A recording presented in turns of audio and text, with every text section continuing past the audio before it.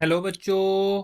हमारा प्रश्न दिया हुआ है, वार्नर के सिद्धांत के आधार पर निम्नलिखित संकर यौगिक की संरचनाएं लिखिए। COCl3 into 5NH3। यहाँ पे वार्नर के सिद्धांत के आधार पर हम लोग को इस यौगिक की संरचना लिखनी है। तो वार्नर का सिद्धांत क्या था? मुख्य अवधारणा यही है, वार्नर का सिद्धांत। वार्नर का सिद्धांत क्या कहता है? वार्नर ने अपने प्रयोग के द्वारा बताया कि अगर कोई भी उप सहसंयोजक यौगिक है, ठीक है, उप सहसंयोजक यौगिक है, तो उसमें दो तरह के आबंधन होते हैं। ठीक है, उप सहसंयोजक यौगिक में दो तरह के यौगिक होते हैं, सॉरी आबंध होते हैं, और वो कहलाते हैं प्राथमिक बंध और द्वितीयक बंध।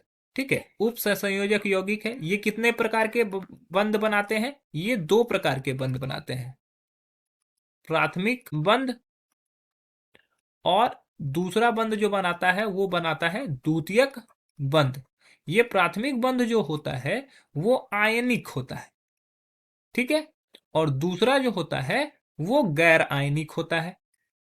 ठीक है, ये हमारा वार्नर के द्वारा दिया गया था। तो उन्होंने अलग अलग लिगेंड्स लिए, अलग अलग नंबर के लिगेंड्स लिए, और उसको रिएक्शन करवाया, और रिएक्शन के आधार पर वहां पर रंग में बदलाव आया, और कहीं पर रंग में बदलाव नहीं भी आया। तो लिगेंड्स की संख्या के अनुसार उन्होंने अलग अलग जगह पर ये चीजें किया। तो इन्होंने क्या किया कि COCl3 इंटू 5NH3, इसका अभिक्रिया कराया AgNO3 के साथ। ये AgNO3 के साथ अभिक्रिया कराया, तो ये बैगनी रंग का होता था।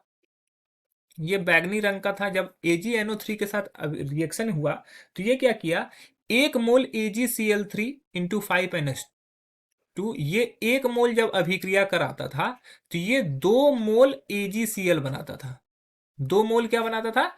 ये AgCl बनाता था।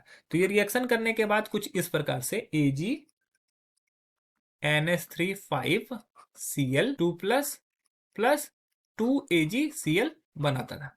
ठीक है, तो इस प्रकार से जब यहां पे देखा गया तो CO के साथ कितना लिगेंड जुड़ा हुआ है? CO के साथ 5NH3 और एक क्लोरीन, तो 6 लिगेंड जुड़ा हुआ है।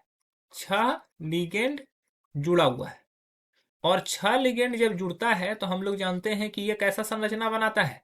ये अष्टफलकीय संरचना बनाता है। ये अष्टफलकीय संरचना बनाता है। कितना लिगेंड से? 6 लिगेंड से। इसी वजह से ये अष्टफलकीय संरचना बनाएगा, जो कि कुछ इस प्रकार से दिखता है। ये इस प्रकार से अष्टफलकीय संरचना बनाता है, ये इसी प्रकार से दिखता है। तो हमारे जो वर्नर के सिद्धांत के आधार पर COCl3 इंटू 5NH3 की जो संरचनाएं होगी वो कैसी होगी? अष्टफलकीय होगी। ठीक है, आशा है कि आपको समझ में आया होगा। धन्यवाद।